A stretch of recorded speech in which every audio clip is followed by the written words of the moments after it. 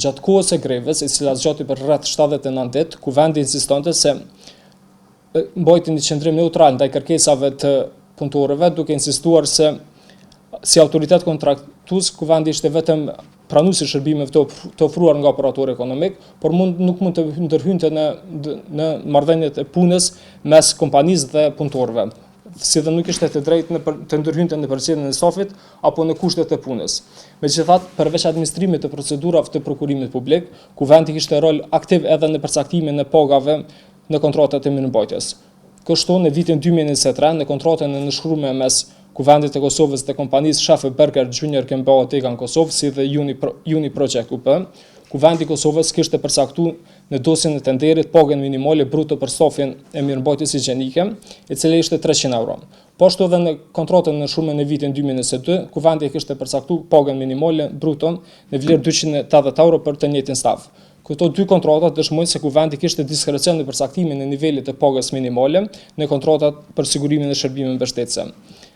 Në kontrast me këto dy raste, në kontratën e nënshkruar në vitin 2024, pra kontratën një burimore të nënshkruar me kompaninë Shafe Berger, gjatë së cilës ndodhi edhe greva e punëtorëve teknike, Kuvendi nuk ishte përcaktuar një nivel të pagave minimale as në dosjet e tenderit dhe as në kontratë.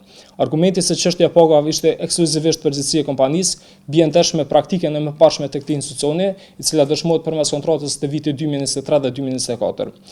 Përveç pagës minimale, Kuvendi në vazhdimsi ka përcaktonte edhe kushtet e orarit të punës, kompenzimit financiar të punëtorëve.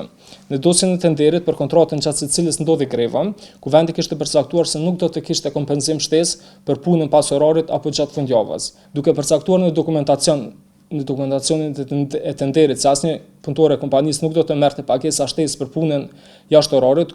Kuvendi krijonte një bazë që mundson të shkeljen e të drejtave të punëtorëve nga kompania kontraktuar.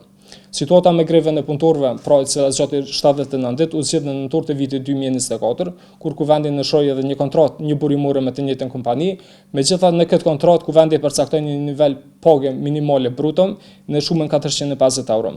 Edhe në këtë kontratë Kuvendi përfshiu një klauzulë sipas së cilës puna jashtë orarit ose gjatë fundjavës nuk do të kompenzohet financiarisht. Që nga viti 2018, Kuvendi i Kosovës ka nënshkruar 9 kontrata për shërbime mbështetëse me kompaninë Shafe Berger Junior GmbH Tega në Kosovë, ka të cilat 6 janë kontrata një burimore.